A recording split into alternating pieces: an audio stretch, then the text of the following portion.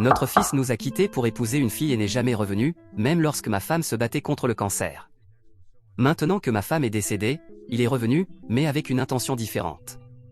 Je suis un vieil homme, âgé de 72 ans pour être exact. Ma femme, Elisabeth, est décédée la semaine dernière, après avoir lutté contre le cancer pendant 2 ans. Nous avons été mariés pendant 48 ans et nous nous aimions profondément. Elisabeth était mon roc, ma meilleure amie et l'amour de ma vie.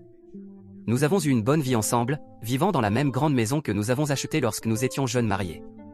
Elle était toujours remplie de rire et d'amour, surtout lorsque notre fils Tom grandissait. Tom était notre seul enfant et nous l'adorions. Nous l'avons envoyé dans les meilleures écoles et soutenu tous ses rêves et ambitions. Il était un bon garçon, toujours respectueux et travailleur. Lorsqu'il est parti à l'université, nous étions très fiers. Nous pensions qu'il reviendrait à la maison après avoir obtenu son diplôme, peut-être trouverait un emploi en ville et s'installerait à proximité. Mais la vie avait d'autres plans. Pendant sa dernière année, Tom a rencontré une fille nommée Anna. Ils sont tombés amoureux rapidement et se sont mariés juste après l'obtention de leur diplôme. Nous étions heureux pour eux, mais aussi inquiets. Ils étaient si jeunes et Tom venait de commencer sa carrière. Nous leur avons proposé de vivre avec nous jusqu'à ce qu'ils se stabilisent, mais ils ont refusé, ils voulaient réussir par eux-mêmes. Au début, Tom appelait régulièrement. Il nous parlait de son nouveau travail, de leur appartement et de leur vie ensemble. Mais avec le temps, les appels se sont fait moins fréquents. Les semaines se sont transformées en mois et, avant que nous le sachions, une année entière s'était écoulée sans nouvelles de lui. Nous avons essayé d'appeler, mais il ne répondait jamais. Nous avons envoyé des lettres, mais elles sont restées sans réponse. C'était comme s'il avait disparu de nos vies complètement. Elisabeth et moi étions dévastés. Nous ne pouvions pas comprendre pourquoi notre fils nous avait coupés de sa vie. Nous nous demandions si nous avions fait quelque chose de mal, si nous avions été de mauvais parents. D'une certaine manière, la maison semblait plus vide que jamais. Le son du rire de Tom nous manquait, la façon dont il dévalait les escaliers le matin, même le désordre qu'il laissait dans la cuisine après avoir pris un encas à minuit. Au fil des années, nous avons appris à vivre avec le silence. Nous nous sommes concentrés l'un sur l'autre, sur nos passe-temps, sur nos amis. Nous avons voyagé un peu, vu certains des endroits dont nous avions toujours rêvé. Mais il y avait toujours un vide en forme de Tom dans nos cœurs. Chaque Noël, chaque anniversaire, chaque étape importante, nous pensions à lui et nous nous demandions comment il allait. Quand Elisabeth est tombée malade, j'espérais que Tom la prendrait d'une manière ou d'une autre et reviendrait à la maison. Je l'imaginais franchissant la porte, plein de regrets et d'inquiétude. Mais il n'est jamais venu. J'ai pris soin d'Elisabeth moi-même, avec l'aide de nos voisins et amis. C'était dur de voir la femme vibrante que j'aimais s'éteindre, mais nous avons fait face ensemble, comme nous l'avions toujours fait. Après le décès d'Elisabeth, j'étais perdu. La maison semblait vide sans elle. Je me promenais de pièce en pièce, touchant ses affaires, me souvenant de notre vie ensemble. Organiser ses funérailles a été l'une des choses les plus difficiles que j'ai jamais faites. Je voulais que ce soit parfait, un hommage digne de la femme incroyable qu'elle était. Le jour des funérailles est arrivé. Je me tenais devant l'église, accueillant les gens au fur et à mesure qu'ils arrivaient. Et puis je l'ai vu, Tom. Il était plus vieux, bien sûr, avec des mèches grises aux tempes. À ses côtés se trouvait une femme que j'ai supposée être Anna et 2 enfants, un garçon et une fille. Je me suis figé, ne sachant pas quoi faire ou dire. Tom s'est approché de moi, hésitant. Il semblait nerveux, les yeux rougis comme s'il avait pleuré. Nous nous sommes regardés un moment, puis il m'a étreint. C'était maladroit au début, mais ensuite je me suis détendu. C'était comme rentrer à la maison. Nous n'avons pas eu beaucoup de temps pour parler avant le début du service. Tom et sa famille se sont assis au premier rang avec moi. Pendant tout le service, je pouvais l'entendre sangloter à côté de moi. Quand est venu le moment pour les gens de partager des souvenirs d'Elisabeth, Tom s'est levé, la voix tremblante. Il a parlé de la patience et de la gentillesse d'Elisabeth, comment elle préparait toujours ses biscuits préférés quand il était triste, comment elle lui avait appris à faire du vélo et pansait ses genoux écorchés. À la fin, nous étions tous en larmes.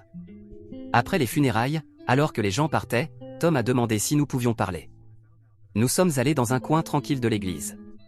Il s'est effondré alors, s'excusant encore et encore de ne pas avoir été là, de nous avoir coupés, d'avoir perdu tant de temps. Il a dit qu'il avait été jeune et stupide, pris dans l'idée de prouver qu'il pouvait y arriver seul. Il a dit qu'Anna l'avait encouragé à reprendre contact de nombreuses fois, mais qu'il se sentait trop honteux. Je l'ai écouté, le cœur brisé à nouveau. Mais j'ai aussi ressenti un poids se lever. Mon fils était de retour. Il ne nous avait pas oubliés, n'avait pas cessé de nous aimer. Il avait juste perdu son chemin pendant un certain temps. Je l'ai pardonné, comment ne pas le faire? Il était mon fils et je l'aimais. Nous nous sommes étreints à nouveau et cette fois, cela semblait bien, naturel, comme si le temps n'avait pas passé. Tom m'a présenté correctement à Anna et aux enfants, mes petits-enfants. Je ne pouvais pas y croire. Le garçon, Michael, avait 8 ans et la fille, Emily, en avait 6. Ils étaient magnifiques et m'ont appelé grand-père immédiatement. C'était surréaliste. Nous sommes tous retournés à la maison après les funérailles. Pendant que les enfants exploraient le vieux et grand endroit, montant et descendant les escaliers et s'exclamant surtout, Tom et moi nous sommes assis dans le salon. Nous avons parlé pendant des heures, rattrapant toutes ces années perdues. Il m'a parlé de son travail, de sa vie, de ses luttes et de ses triomphes. Je lui ai parlé de la maladie d'Elisabeth, de nos voyages, de combien il nous manquait. Au fur et à mesure que la nuit avançait, j'ai finalement demandé à Tom quels étaient ses plans. Il a hésité, puis m'a dit qu'il avait un bon travail dans un autre état où lui et sa famille s'étaient installés. Ils avaient une belle maison, les enfants étaient dans de bonnes écoles et Anna avait une carrière qu'elle aimait. Je pouvais voir le conflit dans ses yeux. Il s'inquiétait pour moi, de me laisser seul dans cette grande maison. Mais je savais ce que je devais faire. Je lui ai dit que c'était bien, qu'il devait retourner à sa vie. J'ai dit que j'étais heureux de l'avoir de nouveau dans ma vie et que nous pourrions nous visiter mutuellement. Tom a protesté au début. Il a suggéré que je vende la maison et me rapproche d'eux, mais je ne pouvais pas faire ça. Cette maison était pleine de souvenirs d'Elisabeth, de notre vie ensemble. C'était mon foyer. À la fin, Tom a accepté de partir. Nous avons fait des plans pour des visites régulières et des appels téléphoniques. En partant, Tom m'a étreint fermement et a murmuré un merci, papa. Je t'aime. Après leur départ, je me suis assis dans la chaise préférée d'Elisabeth et j'ai pleuré. J'ai pleuré pour toutes les années perdues, pour Elisabeth qui n'a pas pu voir cette réconciliation, pour les petits-enfants que nous ne savions pas que nous avions. Mais j'ai aussi pleuré de bonheur. Ma famille était de nouveau entière. Maintenant, une semaine plus tard, je me demande si j'ai fait le bon choix. Aurais-je dû demander à Tom de revenir ? Suis-je égoïste de rester dans cette maison ? Mais ensuite, je pense à la vie de Tom, à sa carrière, aux écoles de ses enfants. Je pense à la vie qu'il a construite pour lui-même et je sais que j'ai fait le bon choix. Mise à jour. 3 mois se sont écoulés depuis ma dernière publication et beaucoup de choses ont changé. Tout d'abord, je tiens à remercier tout le monde pour leurs mots gentils et leur soutien. Vos réponses m'ont aidé à me sentir plus confiant dans ma décision de ne pas demander à Tom de revenir à la maison. Après les funérailles, Tom a tenu sa promesse de rester en contact. Il m'appelait toutes les semaines, parfois plus souvent. Nous parlions de tout, son travail, les enfants, ma vie quotidienne. Cela faisait du bien de reconnecter avec mon fils après tant d'années séparées. 1 mois après les funérailles, Tom m'a surpris en venant me rendre visite un week-end avec sa famille. J'étais ravi de les voir. Nous avons passé le week-end à regarder de vieux albums photos, à raconter des histoires sur Elisabeth et à jouer avec les petits-enfants dans le jardin. Cela semblait comme si nous rattrapions le temps perdu. À ma surprise, ces visites sont devenues une occurrence régulière. Tous les 2 week-ends, Tom et sa famille venaient passer du temps avec moi. Parfois, ils restaient pour la nuit, d'autres fois juste pour la journée. Chaque visite remplissait la maison de rire et de vie à nouveau. J'ai commencé à attendre ces week-ends avec impatience, planifiant des activités et cuisinant de grands repas pour tout le monde. Tom semblait vraiment intéressé par ma vie. Il me demandait des nouvelles de mes amis, de mes hobbies et comment je faisais face à la perte d'Elisabeth. Il m'a même aidé avec quelques réparations dans la maison que je repoussais. Je me sentais touché par son attention et son soin. Cela semblait vraiment qu'il essayait de réparer les années pendant lesquelles il avait été absent. Cependant, environ 2 mois après ces visites régulières, j'ai commencé à remarquer quelque chose d'étrange. Tom a commencé à poser plus de questions sur des sujets financiers. Au début, c'était occasionnel, il demandait comment je me débrouillais avec juste ma pension ou si j'avais envisagé de déménager dans une maison plus petite. Je n'y ai pas pensé beaucoup au début. Je pensais qu'il était juste préoccupé par mon bien-être. Mais ensuite, les questions sont devenues plus fréquentes et plus spécifiques. Il a demandé des informations sur mes économies, mes investissements et même sur la police d'assurance vie d'Elisabeth. Il voulait savoir si j'avais mis à jour mon testament récemment. Ces conversations me mettaient mal à l'aise, mais j'ai essayé de les ignorer. Je me disais que Tom essayait juste de s'assurer que j'étais bien pris en charge dans ma vieillesse. Les choses ont atteint un point critique la semaine dernière, lorsque ma sœur Linda est venue me rendre visite après que Tom et sa famille soient partis dimanche soir. Linda s'est assise avec moi pour une conversation sérieuse. Elle m'a dit que plusieurs de nos parents et amis proches avaient remarqué le comportement de Tom et étaient inquiets. Apparemment, Tom avait également posé des questions à leur sujet sur ma situation financière. Linda a mentionné que Tom lui avait demandé la valeur de la maison et si elle savait quelque chose sur ma pension. Il avait même demandé des informations sur des héritages potentiels d'autres membres de la famille. Elle était préoccupée que Tom soit plus intéressé par mon argent que par la reconstruction de notre relation. J'étais choqué et blessé par cette révélation. Je ne voulais pas y croire, mais en repensant aux derniers mois, je me suis rendu compte que les questions de Tom étaient devenues de plus en plus axées sur les questions financières. Cette réalisation m'a rendu en colère et confus. Était-ce pour cela qu'il était réapparu soudainement dans ma vie? Était-il seulement après mon argent? J'ai passé les jours suivants à réfléchir à la situation. J'ai pensé à tous les bons moments que nous avions partagés au cours des derniers mois, les rires, les souvenirs partagés, la façon dont Tom avait aidé dans la maison. Il était difficile de concilier ces expériences avec l'idée qu'il pouvait avoir des motifs cachés. Une partie de moi voulait confronter Tom immédiatement, exiger une explication pour son comportement. Mais une autre partie de moi avait peur. Et si c'était vrai? Et si je perdais à nouveau mon fils, juste au moment où je pensais l'avoir récupéré? J'ai décidé de prendre du recul et d'observer. Je ne voulais pas tirer de conclusions hâtives basées sur des rumeurs, même si elles venaient de personnes en qui j'avais confiance. J'ai résolu de prêter plus d'attention au comportement de Tom lors de sa prochaine visite, pour voir si je pouvais discerner ses véritables intentions. Maintenant, je me trouve dans une position difficile. Je suis reconnaissant pour le temps que j'ai pu passer avec mon fils et mes petits-enfants. Ces derniers mois m'ont apporté une joie que je n'avais pas ressentie depuis des années. Mais je ne peux pas ignorer les doutes persistants qui ont surgi. Je suis partagé entre mon amour pour mon fils et mon besoin de me protéger. Je ne veux pas croire que Tom est seulement intéressé par mon argent, mais je ne peux pas écarter les préoccupations de ma sœur et de mes amis. Je crains que confronter Tom puisse l'éloigner à nouveau, mais je crains aussi d'être exploité. Alors maintenant, je me tourne vers vous, Reddit. Que dois-je faire? Comment puis-je découvrir les véritables intentions de Tom sans compromettre notre relation récemment reconstruite? Est-ce que je réagis de manière excessive à ses préoccupations ou devrais-je être plus prudent? Tout conseil serait apprécié pendant que je navigue dans cette situation compliquée. Mise à jour 2. Un mois s'est écoulé depuis ma dernière mise à jour et j'ai fait une découverte difficile sur les véritables intentions de mon fils. Après beaucoup de réflexion et de considération des conseils que j'ai reçus, j'ai décidé de tester Tom pour voir si son intérêt renouvelé pour ma vie était authentique ou motivé par un gain financier. J'ai élaboré un plan que j'espérais révélerait les véritables intentions de Tom. J'ai décidé de lui dire que j'étais prêt à vendre la maison et à déménager plus près de lui et de sa famille. Je pensais que cela me donnerait l'occasion d'observer sa réaction et de voir comment il gérerait la perspective de vraiment devenir une partie plus permanente de sa vie. Lorsque Tom et sa famille sont arrivés pour leur prochaine visite de week-end, j'ai attendu après le dîner pour aborder le sujet. Les enfants jouaient dans le salon et Tom, Anna et moi étions assis autour de la table de la cuisine. J'ai pris une grande respiration et leur ai dit. J'ai beaucoup réfléchi à mon avenir. J'ai dit que vivre seul dans cette grande maison devenait trop difficile pour moi. J'ai dit que la famille me manquait et que j'avais décidé de vendre la maison et de déménager plus près d'eux. J'ai observé attentivement leur visage pendant que je parlais. La réaction de Tom n'était pas celle que j'attendais. Au lieu de sembler heureux ou excité à l'idée de m'avoir à proximité, il semblait surpris. Il a échangé un regard rapide avec Anna avant de me demander si j'étais sûr de cette décision. Sa voix semblait plus inquiète que satisfaite. Puis Tom a posé la question que je redoutais. Combien pensait-il que la maison se vendrait? Je lui ai dit la valeur estimée, qui était assez substantielle étant donné la taille de la maison et son emplacement. Dès que j'ai mentionné le chiffre, j'ai vu une lueur d'intérêt dans les yeux de Tom et d'Anna. Ils se sont rapidement ressaisis et ont commencé à parler de combien ce serait génial de m'avoir à proximité. Ils ont discuté des quartiers possibles où je pourrais vivre et ont même proposé de m'aider avec le déménagement. Mais je ne pouvais pas me débarrasser de la sensation que leur enthousiasme était plus pour l'argent que pour moi. À mesure que la soirée avançait, Tom et Anna sont devenus plus animés.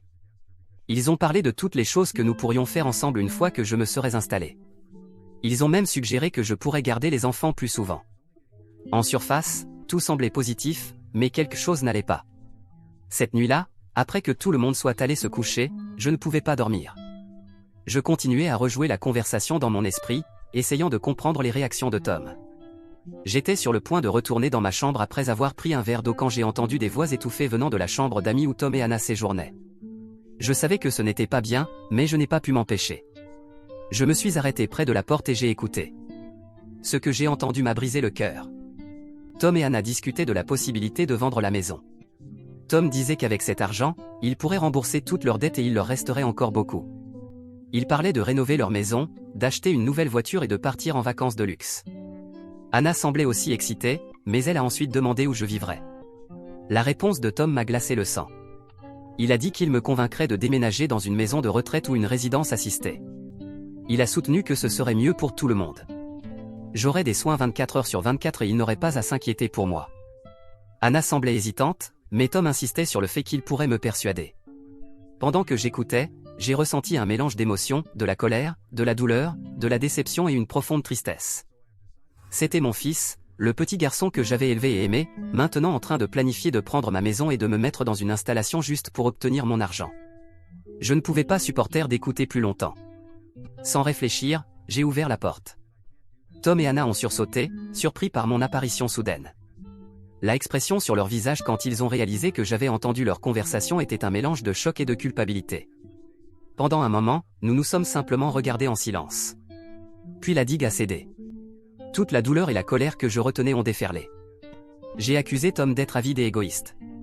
Je lui ai rappelé qu'il n'avait même pas pris la peine de venir voir sa mère lorsqu'elle était en train de mourir et qu'il était maintenant de retour seulement parce qu'il avait besoin d'argent. Je lui ai dit que je savais pour toutes les questions qu'il avait posées à nos parents et amis sur mes finances. J'ai dit que j'avais espéré qu'il voulait vraiment se reconnecter, être une famille à nouveau, mais maintenant je voyais que tout était pour l'argent. Tom a essayé de se défendre. Il a dit que j'avais mal compris, qu'il essayait seulement de planifier l'avenir. Il a affirmé qu'il était préoccupé par mon bien-être et voulait s'assurer que j'étais bien pris en charge, mais ses excuses sonnaient creux à la lumière de ce que je venais d'entendre. Anna restait assise en silence, des larmes coulant sur son visage. Elle n'a pas essayé de défendre Tom ni d'offrir d'explications. Son silence en disait long. Je leur ai dit à tous les deux que je voulais qu'ils partent immédiatement. Il était minuit, mais je ne pouvais pas supporter de les avoir dans ma maison une minute de plus. Tom a protesté, disant qu'ils ne pouvaient pas faire leur bagage et partir avec les enfants endormis, mais j'étais déterminé. Pendant qu'ils emballaient leurs affaires à la hâte et réveillaient les enfants, je suis resté assis dans le salon, me sentant engourdi. Les petits-enfants, somnolents et confus, ont demandé ce qui se passait. Je n'ai pas pu expliquer. Je les ai simplement embrassés et dit au revoir, me demandant si je les reverrais un jour. Avant de partir, Tom a essayé une dernière fois d'expliquer et de s'excuser, mais je ne pouvais pas l'écouter. La confiance était brisée et je ne voyais pas comment elle pourrait être réparée. Je lui ai dit de ne pas revenir, de ne pas appeler, de ne pas me contacter de quelque manière que ce soit. Puis je les ai regardés s'éloigner dans la nuit. La maison semblait plus vide que jamais. Après leur départ, j'ai passé le reste de la nuit assis dans la chaise préférée d'Elisabeth, me demandant comment tout avait pu si mal tourner. J'ai pensé à tous les souvenirs heureux que nous avions faits dans cette maison, Elisabeth et moi, et ensuite avec Tom en grandissant. Il semblait impossible que cela en soit arrivé là. Les jours qui ont suivi, je suis passé par une série d'émotions. Il y avait de la colère envers Tom pour sa tromperie et envers moi-même pour avoir été si facilement dupé. Il y avait de la tristesse pour avoir perdu à nouveau mon fils et mes petits-enfants, mais surtout, il y avait une profonde solitude. J'ai envisagé d'appeler Tom, d'essayer de régler les choses, mais chaque fois que je prenais le téléphone, je me souvenais de ce que j'avais entendu et le reposais. La blessure était trop fraîche, la trahison trop profonde. À la place, je me suis concentré sur avancer dans ma vie. J'ai appelé ma sœur et quelques amis proches, leur expliquant ce qui s'était passé. Leur soutien et leur compréhension m'ont aidé à traverser les jours les plus sombres. J'ai commencé à faire du bénévolat dans un centre communautaire local, ce qui m'a donné un sens de but et de connexion. J'ai également pris la décision de rester dans ma maison. C'était la maison qu'Elisabeth et moi avions construite ensemble, remplie d'une vie de souvenirs. Je ne laisserai pas les actions de Tom ternir cela. J'ai embauché une femme de ménage à temps partiel pour m'aider avec l'entretien, ce qui a rendu la gestion de l'endroit beaucoup plus facile. Au fil des semaines, la douleur a commencé à diminuer. J'avais encore des moments de tristesse, surtout lorsque je pensais à mes petits-enfants, mais j'ai aussi commencé à apprécier la paix et l'indépendance de ma vie. J'ai recommencé à redécouvrir de vieux passe-temps et même à me faire de nouveaux amis au centre communautaire. En regardant en arrière, je réalise que bien que l'expérience ait été douloureuse, elle m'a appris des leçons précieuses sur le respect de soi et l'importance de la prudence, même avec la famille. Je suis triste que les choses aient tourné ainsi avec Tom, mais je suis aussi fier de moi pour avoir défendu ce qui est juste. Maintenant, assis dans notre vieille maison, entouré de souvenirs d'Elisabeth, je ressens un sentiment de contentement. La vie peut ne pas s'être déroulée comme je l'avais prévu, mais je suis déterminé à tirer le meilleur parti des années qu'il me reste. Et je le ferai à mes propres conditions, en sachant que je suis resté fidèle à moi-même et à la mémoire d'Elisabeth.